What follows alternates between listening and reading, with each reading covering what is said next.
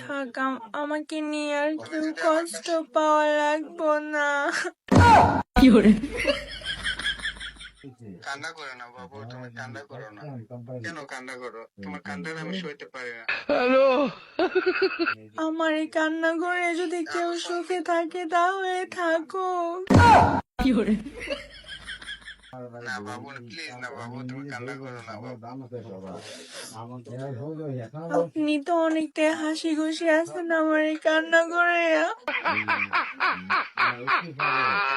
এই কথাটা তুমি বলতে পারলা? আমি হাসি খুশি আছি? আমি কত যন্ত্রণায়, কত কষ্টে আছি শুধু তোমার জন্য, সেটা আমি জানি।